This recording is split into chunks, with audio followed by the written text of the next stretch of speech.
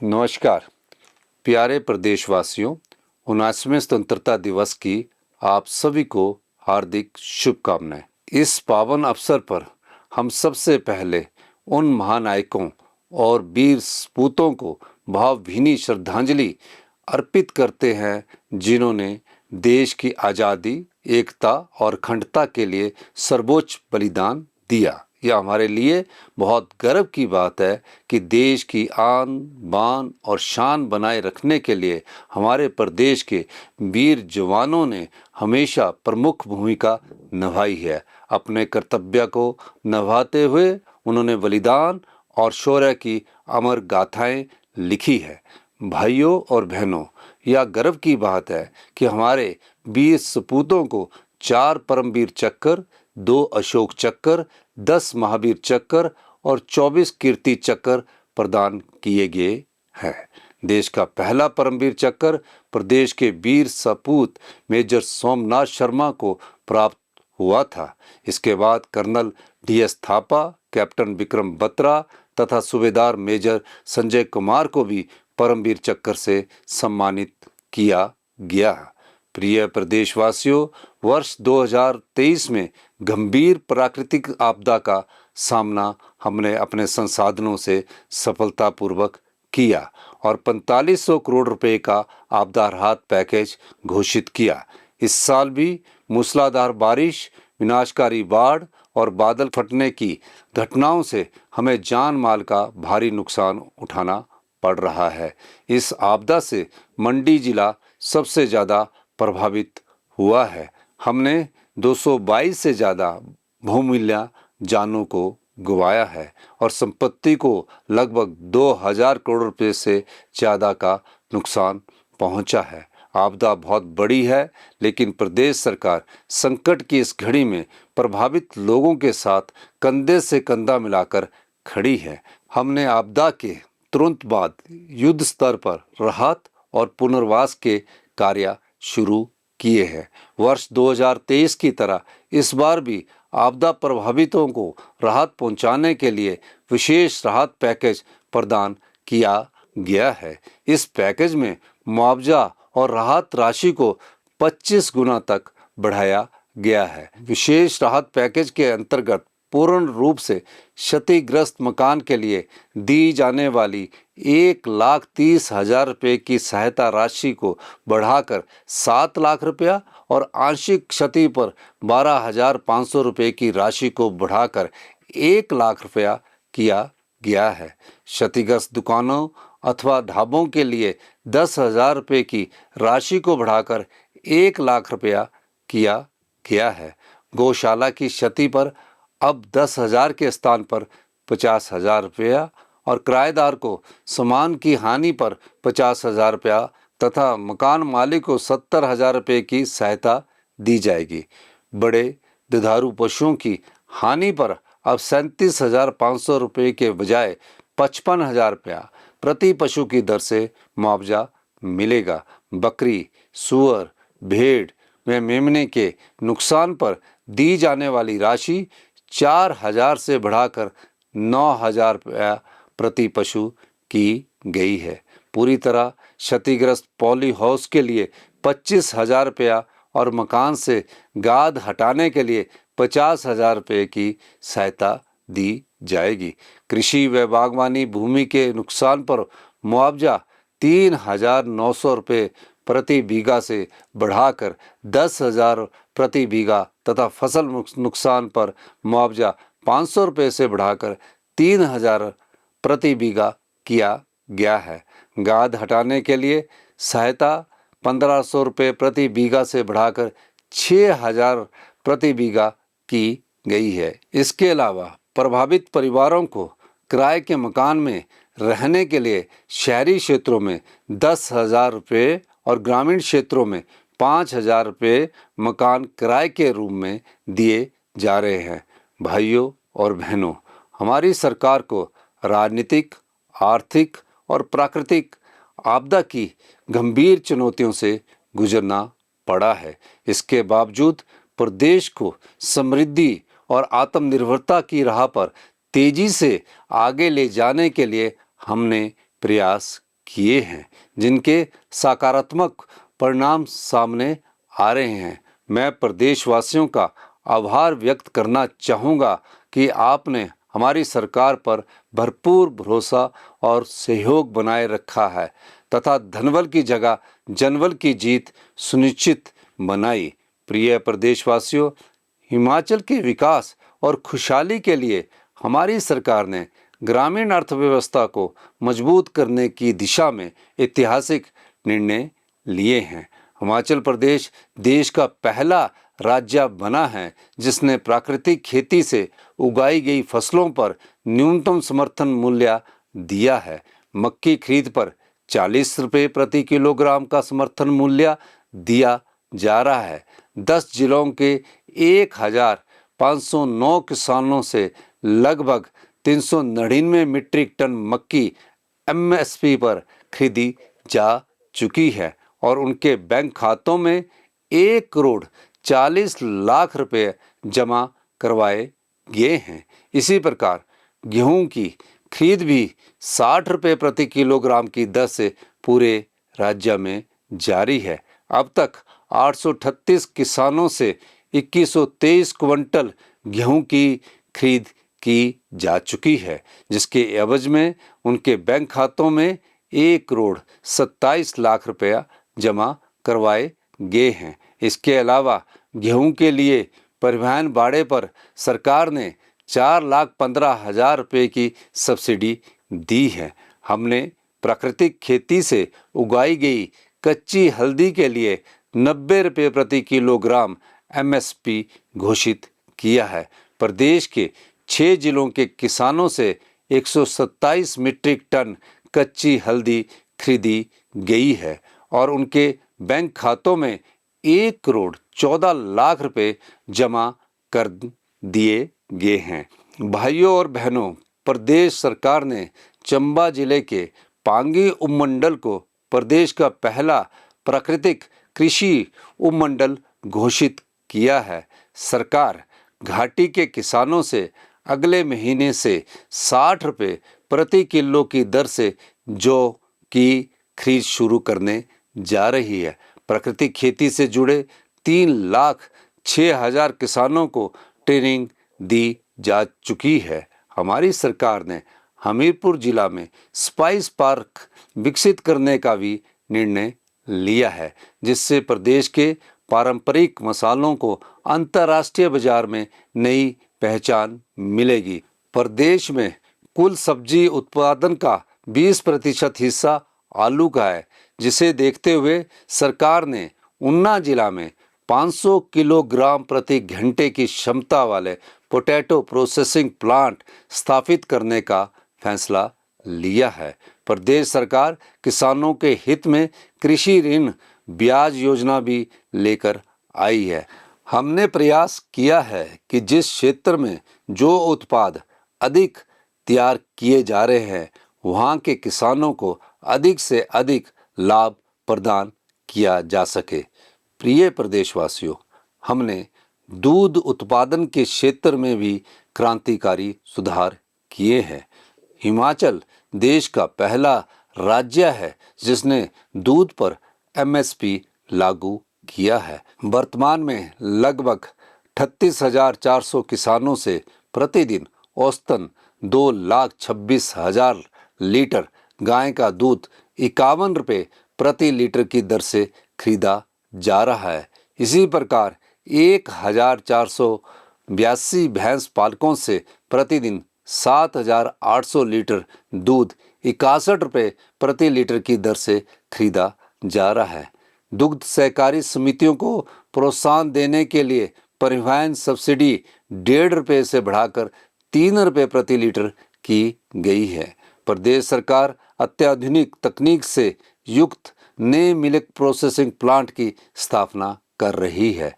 कांगड़ा जिला के ढगवार में 201 करोड़ रुपए की लागत से 1.5 से 3 लाख लीटर प्रतिदिन तक की क्षमता वाला state of the art milk processing plant स्थापित किया जा रहा है, जिससे 4 जिलों के 35,000 से अधिक दूध उत्पादकों को प्रत्यक्ष लाभ मिलेगा। इसी प्रकार प्रदेश के अन्य स्थानों पर भी मिल्क प्रोसेसिंग प्लांट का विस्तार और निर्माण कार्य जारी है। पारदर्शिता लाने के लिए किसानों को दूध की क्वालिटी, क्वांटिटी और पेमेंट की जानकारी मोबाइल पर उपलब्ध करवाने के प्रयास जारी है। पशुपालकों से 300 रुपये प्रति क्विंटल की दर से ऑर्गेनिक खाद और केंचुआ खाद खरीदने का कार्य शुरू कर हमने अपना एक और वादा पूरा किया है।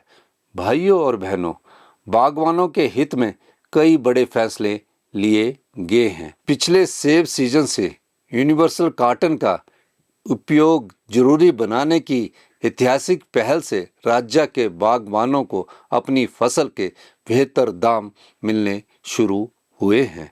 सेब, आम और नींबू प्रजाति के फसलों के स्पॉट प्राइस में वृद्धि की गई है। वर्ष 2025 के लिए सेब की खरीद 12 रुपये प्रति किलोग्राम की दर से की जाएगी। बी और सी ग्रेड के किन्नू, माल्टा और संतरे को 12 रुपये प्रति किलो, गलगल को 10 रुपये प्रति किलो और सिडलिंग, कलमी व कच्चा अचारी आम 12 रुपये प्रति किलो की दर से खरीदा जाएगा। 1292 करोड़ रुपए की HP शिवा परियोजना के अंतर्गत बिलासपुर, हमीरपुर, कांगड़ा, मंडी, सिरमौर, सोलन और ऊना के 28 विकास खंडों में 6000 हेक्टेयर क्षेत्रफल को बागवानी के अंतर्गत लाने का लक्ष्य रखा गया है। फॉरेस्ट मैनेजमेंट और नए फॉरेस्ट में लोगों की भागीदारी बढ़ाने के लिए 100 करोड़ रुपए लागत की राजीव गांधी वन संवर्धन योजना लागू की जा रही है। इससे महिला मंडलों और युवक मंडलों को शामिल किया जा रहा है। प्रिय प्रदेशवासियों, पिछले 2 वर्षों में हमने शिक्षा क्षेत्र में उल्लेखनीय प्रगति की है। राष्ट्रीय उपलब्धि सर्वेक्षण 2025 में प्रदेश देश के पहले 3 राज्यों में शामिल हुआ है, जबकि 2021 में हमारी रैंकिंग 21वें रैंक पर फिसल गई थी। इस साल जारी असर रिपोर्ट में हिमाचल के बच्चों का पढ़ने और सीखने का स्तर देश में सबसे बेहतर आंका गया है। पूर्व सरकार ने राजनीतिक लाभ के लिए चुनावी वर्ष के आखिरी 9 महीनों में बिना बजट और बिना प्लानिंग के 900 से ज़्यादा स्कूल और कॉलेज और हॉस्पिटल खोले। वर्तमान सरकार को 1000 से अधिक स्कूलों के युक्तिकरण का कड़ा फैसला लेना पड़ा, क्योंकि इनमें से अधिकतर स्कूलों में जीरो एनरोलमेंट हो गई या फिर पहली से 5वीं तक के कुल बच्चे 5 से भी कम रह गए थे। ऐसे स्कूलों को दूसरे स्कूलों के साथ जोड़कर क्लस्टर बनाए गए हैं। अध्यापकों की उपलब्धता सुनिश्चित होने से छात्रों को बेहतर शिक्षा मिल रही है और गैर जरूरी खर्चों में भी कटौती हुई है। सरकारी स्कूलों के विद्यार्थियों के शिक्षा स्तर में सुधार के लिए पहली कक्षा से अंग्रेजी माध्यम का विकल्प दिया गया है। प्रत्येक विधानसभा क्षेत्र में आधुनिक सुविधाओं वाला Rajiv Gandhi day boarding school चरणबद्ध तरीके से खोलने का कार्य प्रगति पर है। पहली से 8वीं कक्षा के 5,35,000 बच्चों के लिए मुख्यमंत्री बाल पौष्टिक आहार योजना की पहल की गई है। प्रदेश के इतिहास में पहली बार अध्यापकों और ग्रामीण क्षेत्र के सरकारी स्कूलों के बच्चों को देश व विदेश में एक्सपोजर विजिट पर भेजा गया है। छात्रवृत्ति योजनाओं का विस्तार कर केवल 2 वर्ष में 87,000 से अधिक विद्यार्थियों को 92 करोड़ रुपए की राशि आवंटित की गई है। भाइयों और बहनों, हमारी सरकार ने हिमाचल को हरित ऊर्जा राज्य बनाने का लक्ष्य रखा है। ई वाहनों को व्यापक प्रोत्साहन दिया जा रहा है। वाहन चालकों की सुविधा के लिए प्रदेश में 6 ग्रीन कॉरिडोर स्थापित किए जा रहे हैं। 124 करोड़ लागत से बस अड्डों पर ई चार्जिंग स्टेशन स्थापित करने का कार्य जारी है। 327 इलेक्ट्रिकल बसें खरीदने के लिए टेंडर जारी कर दिए गए हैं। हमारी सरकार ने युवाओं के लिए 680 करोड़ रुपए की राजीव गांधी स्वरोजगार स्टार्टअप योजना शुरू की है। इसके 3 मुख्य अंग है। इसके एक हिस्से में ई टैक्सी खरीदने के लिए 50% उपदान का प्रावधान है। दूसरे हिस्से में निजी भूमि पर 50% उपदान पर 100 से 500 किलोवाट तक के सोलर पैनल लगाए जाएंगे। योजना के तीसरे हिस्से में किसानों को प्राकृतिक खेती से जोड़ा जा रहा है। ऊना जिला के पेखूवाला में 32 मेगावाट सौर ऊर्जा परियोजना मात्र 4 महीनों में जनता को समर्पित की गई है। इस परियोजना से सालाना 19 करोड़ 17 लाख रुपए के राजस्व लाभ का अनुमान है।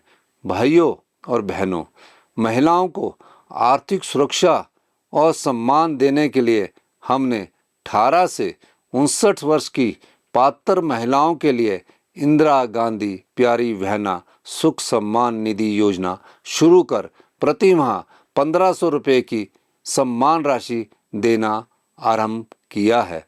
प्रदेश में कुल 2,96,279 महिलाओं को 1500 रुपये की सम्मान राशि प्रदान की जा रही है। 2,63,424 महिलाओं के लिए पूर्व में मिल रही पेंशन की राशि को बढ़ाकर 1500 रुपया किया गया है। महिला कल्याण के लिए चलाई जा रही विभिन्न योजनाओं के अंतर्गत मिलने वाली आर्थिक सहायता कई गुना बढ़ाई गई है। हमारी सरकार ने दुकानों और कमर्शियल प्रतिष्ठानों में पुरुषों और महिला कर्मियों में बराबरी लाने के लिए महिला कर्मियों को शाम 7 बजे से सुबह 7 बजे तक नाइट शिफ्ट में काम करने की अनुमति देने का निर्णय भी लिया है। साथ ही महिलाओं की सुरक्षा का पूरा ध्यान रखने के भी आदेश दिए गए हैं। ऐसी संस्थाओं में कार्यरत प्रत्येक महिला कर्मी को मैटरनिटी बेनिफिट भी मिलेगा। प्रिय प्रदेशवासियों, हम आपको विश्व स्तर की स्वास्थ्य सुविधाएं उपलब्ध करवाने के लिए हर संभव प्रयास कर रहे हैं ताकि हमारी किसी भी रोगी व्यक्ति को इलाज के लिए हिमाचल से बाहर जाने की ज़रूरत ना रहे। मैं स्वयं प्रदेश के चिकित्सा संस्थानों के डॉक्टरों से मिलकर स्वास्थ्य क्षेत्र में नई तकनीकों को शामिल करने की दिशा में काम कर रहा हूँ। इस दिशा में रोबोटिक सर्जरी की शुरुआत एक ऐतिहासिक कदम है। प्रदेश में पहली बार रोबोटिक सर्जरी की सुविधा शिमला में Atal institute of medical super specialities Chamiyana से की गई है। आने वाले समय में आईजीएमसी शिमला, नेरचौक, टांडा और हमीरपुर मेडिकल कॉलेज में भी यह सुविधा उपलब्ध करवाई जाएगी। प्रदेश में 69 आदर्श स्वास्थ्य संस्थानों में 6 विशेषज्ञ चिकित्सकों की तैनाती की गई है। 20 आदर्श स्वास्थ्य संस्थानों में डायलिसिस सुविधा मिलना शुरू हो चुकी है। कैंसर मरीजों के लिए मुफ्त इलाज और दवाइयों का प्रावधान किया गया है। हमीरपुर में उत्कृष्ट कैंसर हॉस्पिटल्स स्थापित किया जा रहा है। आईजीएमसी शिमला में नए कैंसर हॉस्पिटल भवन और ट्रॉमा सेंटर की सुविधा उपलब्ध करवाई जा चुकी है। आईजीएमसी शिमला और टांडा मेडिकल कॉलेज में पेट स्कैन मशीन की सुविधा भी शुरू की जा रही है। वर्तमान सरकार ने 185 डॉक्टर्स, 130 स्टाफ नर्सों, 67 लैब टेक्नीशियंस, 45 फार्मासिस्ट और 61 ऑपरेशन थिएटर असिस्टेंट के पद भरे हैं।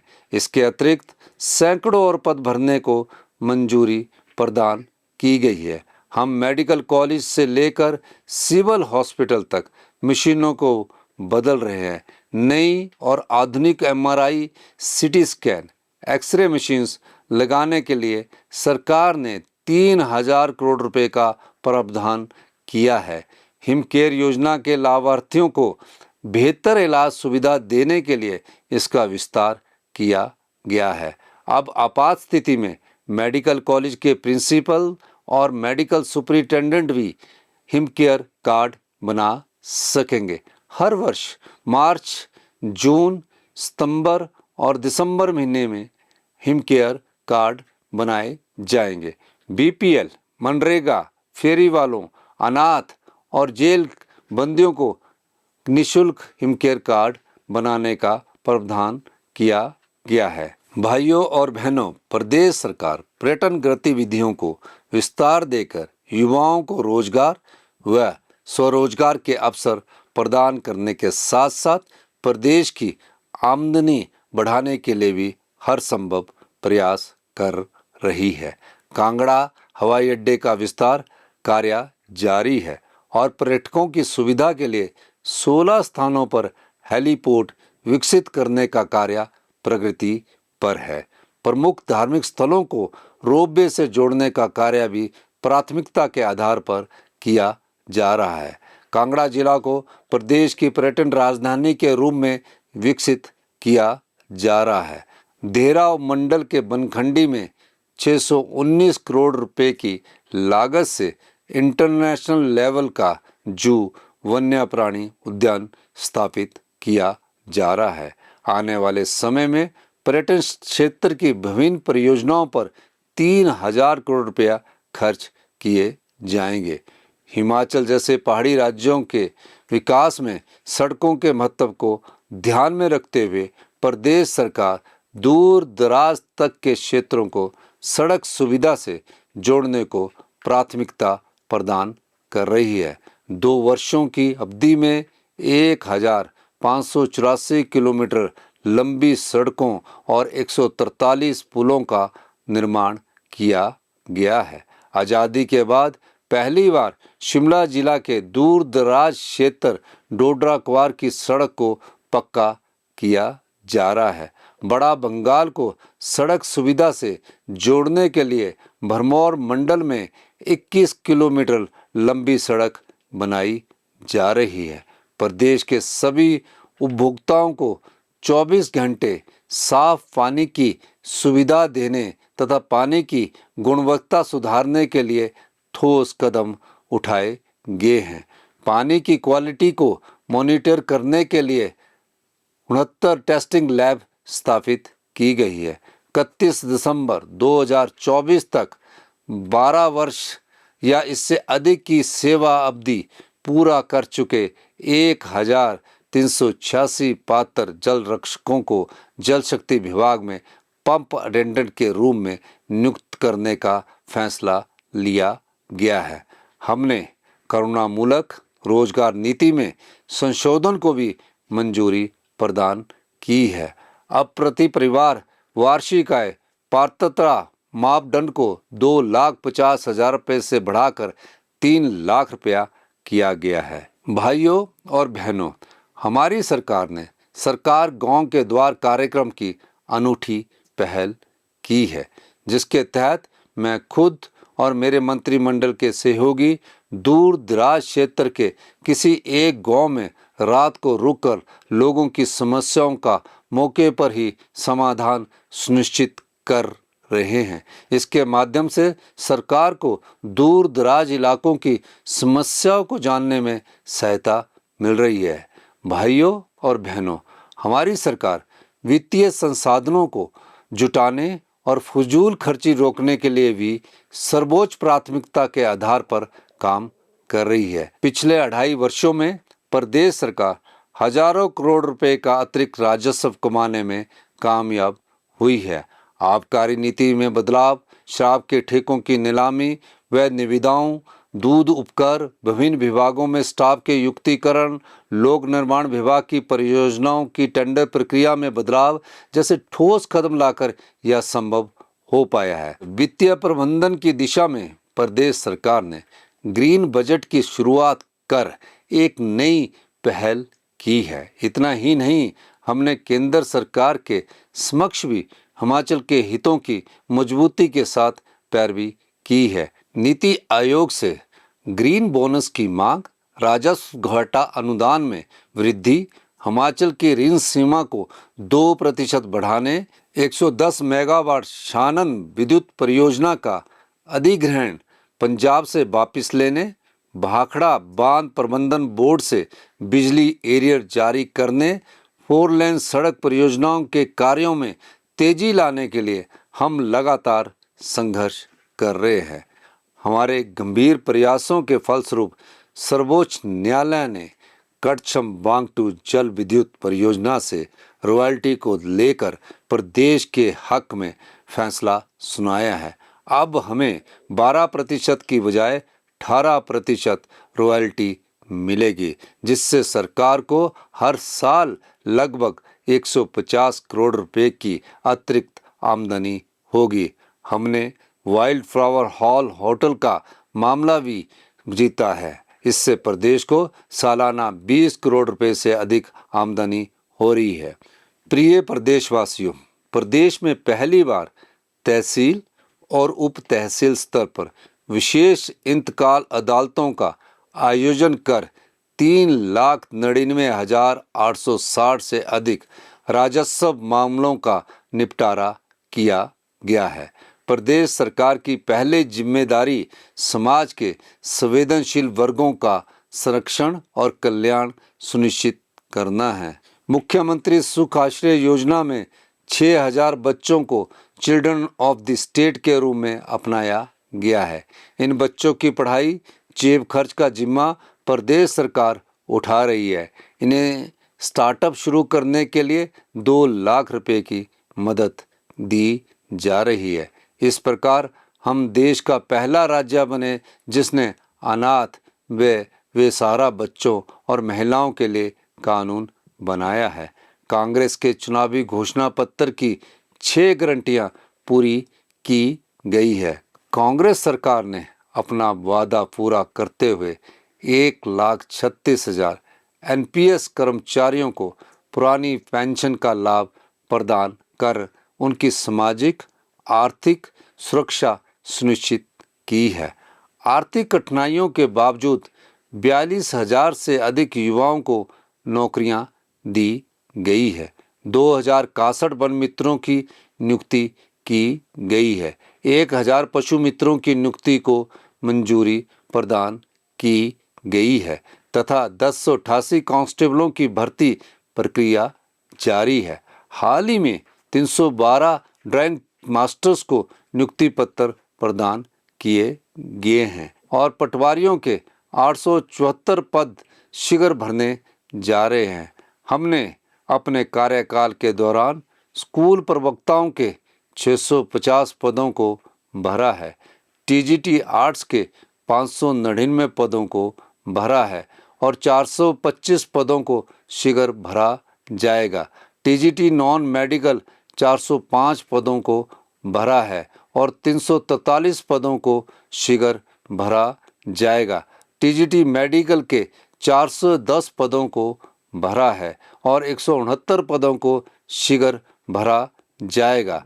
शास्त्री के 205 पदों को भरा है और 737 पदों को शीघ्र भरा जाएगा। लैंग्वेज टीचर के 175 पदों को भरा गया है और 49 पदों को शीघ्र भरा जाएगा। ड्राइंग मास्टर के 458 पदों को भरा गया है और 40 पदों को शीघ्र भरा जाएगा। पीईटी के 870 पदों को शीघ्र भरा जाएगा। जेवीटी के 1,788 पदों को भरा गया है और 600 पदों को शीघ्र भरा जाएगा। जियो लाइब्रेरी के 100 पद तथा एनटीटी के 6,200 पदों को शीघ्र ही भरा जाएगा। वोकेशनल टीचर्स के 759 पदों को भरा गया है। प्रिय प्रदेशवासियों, प्रदेश के युवाओं में ड्रग्स की बढ़ती आदत बहुत बड़ी चिंता का कारण है। इस सामाजिक बुराई के कारण हम कई नौजवानों को खो चुके हैं और अभी भी काफ़ी संख्या में युवा इसकी चपेट में हैं। नशे के आदी व्यक्तियों के उपचार और पुनर्वास के लिए हमने विधानसभा में विधेयक पास किया है। इसके अलावा नशा तस्करों को मृत्युदंड, आजीवन कारावास और 10 लाख रुपए जुर्माने तथा अवैध संपत्ति की कुर्की के प्रावधान के लिए भी अलग विधेयक पारित किया गया है। प्रदेश के सभी जिलों में प्राथमिकता के आधार पर जिला नशा निवारण केंद्र स्थापित किए जा रहे हैं। सिरमौर जिला के कोटला बड़ोग में 100 बिस्तरों की क्षमता वाला उत्कृष्ट नशा मुक्ति केंद्र स्थापित किया जा रहा है। ड्रग्स के दुरुपयोग के बारे में जागरूकता बढ़ाने के लिए हम स्कूली पाठ्यक्रम में नया अध्याय शुरू करने जा रहे हैं। युवाओं को नशे से दूर रखने और उनकी ऊर्जा को सामाजिक गतिविधियों से जोड़ने के लिए सरकार खेल ढांचे को मजबूत बनाने पर विशेष ध्यान दे रही है। प्रदेश सरकार पूर्व सैनिकों और उनके आश्रितों के कल्याण के लिए प्रतिबद्ध है और उन्हें मिलने वाली अनुग्रह राशि में बड़े पैमाने पर वृद्धि की गई है। हमने विभिन्न अंतर्राष्ट्रीय प्रतियोगिताओं के पदक विजेताओं के लिए पुरस्कार राशि में भी वृद्धि की है। प्रिय प्रदेशवासियों, मैं आपको विश्वास दिलाता हूँ कि हिमाचल को देश का सबसे समृद्ध तथा आत्मनिर्भर राज्य बनाने के लिए हमारे संकल्प में वित्तीय स्थिति कोई बाधा नहीं बनेगी। हम आपकी उम्मीदों के अनुसार और आपके सहयोग से अपने इस सुंदर पहाड़ी राज्य को विकास के नए आयाम देने के लिए प्रतिबद्ध है। अंत में मैं एक बार फिर आप सभी को स्वतंत्रता दिवस की बधाई देता हूं तथा समस्त प्रदेशवासियों के सुखमय और स्वस्थ जीवन की कामना करता हूं। जय हिंद, जय हिमाचल।